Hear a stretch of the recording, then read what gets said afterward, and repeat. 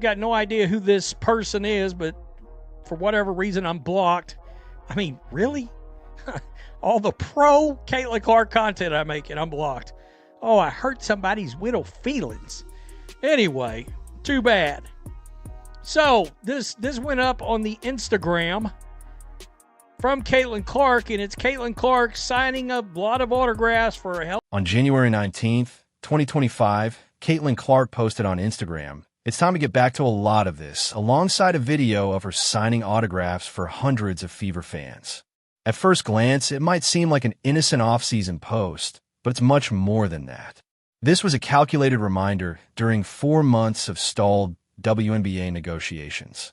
While other players aired complaints and demands, Clark refocused everyone on what really matters: the fans, the game, and the reason the league exists in the first place. Leadership president has come out, made some comments about her being on that telecast between the Knicks and the Lakers, an NBA telecast. By the way, 4.5 million people tuned in. It was a record showing, and of course, Caitlin Clark was on that pregame. I would love to see the statistics of how many people stuck around and actually watched the game. I would love. On January 12th, NBC's Basketball Night in America launched to 4.5 million viewers, a record for NBC's NBA coverage in recent seasons. And Caitlin Clark was front and center, standing between NBA legends Rick Fox and Reggie Miller, holding her own throughout the entire pregame show. This wasn't a pre-recorded clip chopped up like a typical segment. She was live, in person, delivering sharp analysis. NBC Sports President Rick Cordella said Clark checked every box the network hoped for. This wasn't a publicity stunt. It was an audition for her post-playing career, and she passed with flying colors. So, right here, there is still no collective bargaining agreement, as the league and the Players Association remain in a stalemate. And with each passing day, the possibility of the season being delayed or even being put in jeopardy altogether becomes more real. This is not something Clark wants, and her recent public statements have served to apply some subtle pressure to get the deal done. When Clark made her NBA on NBC broadcasting debut Sunday, she once again emphasized the importance of the moment for the WNBA, and that's not what I'm referring to. But yeah, the other night she was asked about CBA, and it was a statement that was still very, we've got to play some. During that same NBC appearance, Clark was asked about the CBA. She said, "I feel very confident we're going to get something done, and that's because we're in this moment because of the product we put on the floor. So we need to continue to do that. We need to continue to play basketball." Notice what she didn't do. She didn't complain about what players deserve, and she didn't criticize the league office. She focused entirely on basketball and keeping the momentum going. That's leadership. That's seeing the bigger picture. And right now, that's exactly the kind of voice the WNBA Players Association needs, but apparently doesn't have. She is. We know Caitlin Clark from basically everything she has said. And I've said, man, boy, if it was me, she would be the president of the Players Union. I wouldn't think twice about it. Because you can tell, yeah, she wants a fair deal, but she also wants to play basketball.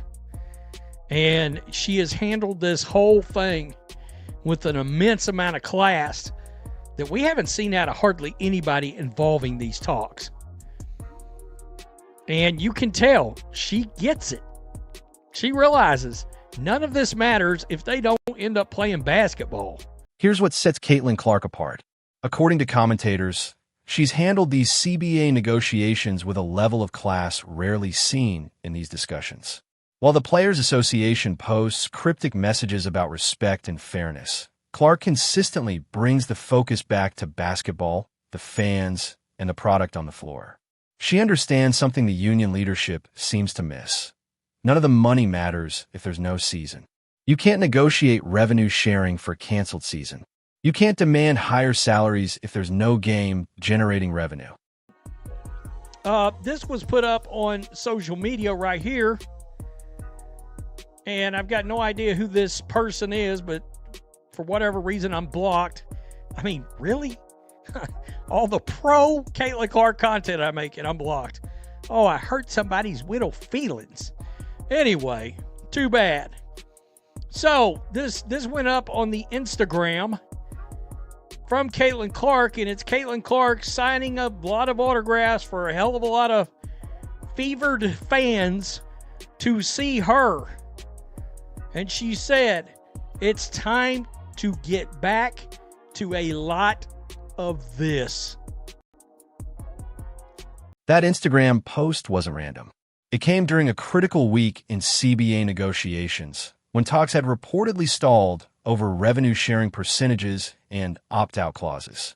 The Players Association wanted the right to reopen negotiations after 2 years if certain revenue targets weren't met. The league pushed back, warning that instability could harm long-term broadcast deals and sponsorships. Amid the stalemate, Caitlin Clark posted a video of herself connecting with fans and wrote, "It's time to get back to a lot of this." The message was clear. Stop arguing over hypothetical money and focus on creating the moments that generate real value. The games, the fans, the product on the floor. This league, and pay attention to it, her attitude is exactly why people have chosen to tune in.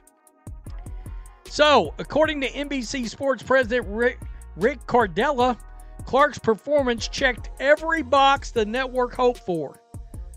The appearance was not treated as a one-off moment, but rather a glimpse into what her future in sports media could look like. She's going to be a massive star. While Clark remains focused on her playing, she's right about momentum.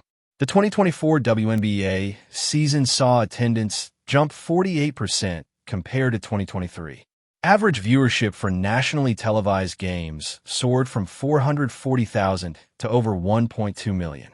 The Fever alone drew 1.7 million viewers for their playoff games, numbers unimaginable just 3 years ago. Sponsors like State Farm, Nike, and Gatorade increased their WNBA investments by a combined $340 million. This isn't hypothetical growth. This is real money, real fans, and real momentum. And every day without a signed CBA is another day that momentum risks stalling. Comps, by the way, and Reggie Miller, I guess I could have done that video, but I didn't. Who was it? Peyton Pritchard? Are you high? Are you high, Reggie? Anyway, okay. I mean, it's Steph Curry, Luka, Larry Bird. I mean, what in the world? You played around Larry, for crying out loud. Are you blind? Anyway, it's kind of remarkable, but she was really good, and she held. Now contrast Clark's approach with the union leadership. Nneka Agwamike, the union president, has posted repeatedly about players knowing their worth and refusing to accept less than they deserve. Breanna Stewart tweeted in December that players were prepared to do whatever it takes to get a fair deal, language that usually signals a potential work stoppage. Elizabeth Williams, another VP, said in January that players were united in their demands and wouldn't be pressured by artificial deadlines. All of this sounds strong and unified, but it ignores a key reality. The league's finances are still fragile, and fans don't care about labor disputes. They care about basketball. This is what makes Caitlin Clark's strategy so brilliant. She applies pressure without alienating anyone, supports her fellow players without undermining negotiations, and reminds everyone, league office and union alike, that the enterprise only exists if games are played. Her Instagram post earned 2.3 million likes in 48 hours. Her NBC appearance generated more social media engagement than any other NBA broadcast that weekend. When she talks about getting back to basketball, millions of fans immediately agree. That is leverage, influence, and the kind of voice that can move negotiations forward instead of hardening positions. But here's the uncomfortable truth the Players Association isn't acknowledging. Clark's interests aren't perfectly aligned with the veterans driving these negotiations. She's on a rookie contract paying $76,000 this season, but makes roughly $28 million a year from endorsements with Nike, State Farm, Gatorade, and Wilson. Her financial security doesn't depend on WNBA salary structures. She could play for free and still be one of the highest-earning female athletes in the world. The players pushing hardest for maximum salaries are veterans in their late 20s and early 30s whose WNBA pay is their primary income. Their leverage comes from being willing to risk a season, while Caitlin Clark doesn't share the same willingness to risk a season, and she shouldn't. She's 22, coming off a rookie year where she averaged 19.2 points and 8.4 assists, leading the Fever to their first playoff appearance since 2016. She likely has 10 elite years ahead of her, and every missed season is time she can't get back. She isn't interested in sitting out 2025 to make a point about revenue sharing. She wants to play, improve, win championships, and build on the momentum that's making her the face of women's basketball. That's not selfish, it's rational. But it puts her at odds with union leadership, which is willing to sacrifice the season to get their preferred deal. You can see this tension in how carefully she communicates. She expresses confidence a deal will happen, emphasizes the product on the floor, and stresses continuing to play basketball. She never criticizes the Players Association, never undermines their negotiating position, and never echoes rhetoric about being prepared to do whatever it takes. She's threading a narrow needle, supporting her fellow players while making clear her priority is playing games, not winning labor disputes. NBC clearly sees her future. Rick Cordella didn't just praise her performance. He framed it as a glimpse into a long-term sports media career. NBC already has her scheduled for another appearance in March. If the WNBA season is delayed or canceled, don't be surprised if NBC offers her a bigger role covering NBA games this spring and summer. She has the basketball IQ, communication skills, and audience draw that networks are willing to invest in. Her value isn't tied exclusively to WNBA games, and that gives her a unique form of leverage in these CBA negotiations. The Players Association needs Caitlin Clark more than she needs them. If the season is canceled, veteran players lose their primary income and risk accelerating the end of their careers. Clark, on the other hand, gains broadcasting opportunities, more time to improve her game, and bigger endorsement deals, all fueled by her growing mainstream popularity. She wants a resolution, but she's not desperate. That changes the dynamic of how much pressure she's willing to apply and where. Her Instagram post, "It's time to get back to a lot of this," is a perfect example. Notice what she didn't say. It's time to get what we deserve, or it's time for the league to respect our worth. Instead, she focused on the basketball itself, signing autographs for fans, playing in front of sold-out arenas, and creating the moments that built the league's current momentum.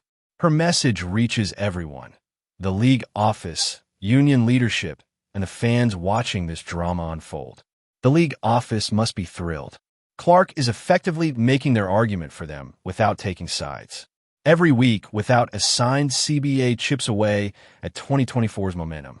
Sponsors get nervous, broadcast partners prepare for contingencies, and fans drift to other sports.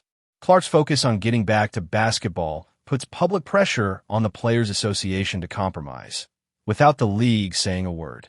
And the union can't push back without looking petty. What would they say? That she's wrong to want to play? That fans don't matter? That momentum isn't real? Criticizing her would undermine their own stated goal: growing the league and increasing revenue so players can earn more.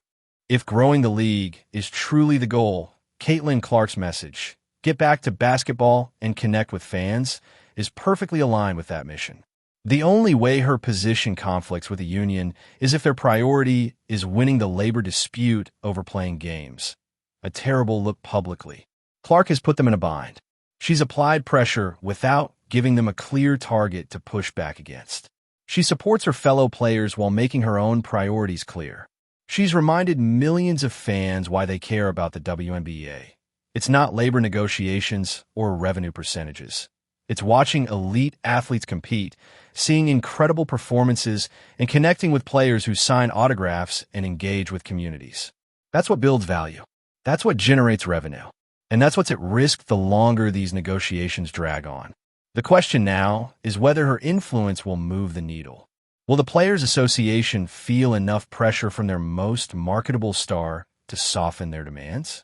Will the league office feel confident holding firm because Clark is publicly emphasizing the importance of playing games? Or will both sides continue digging in, while the one player who could bridge the divide watches from the sidelines, frustrated that her prime years are being wasted on disputes she didn't create and can't control? Here's the reality.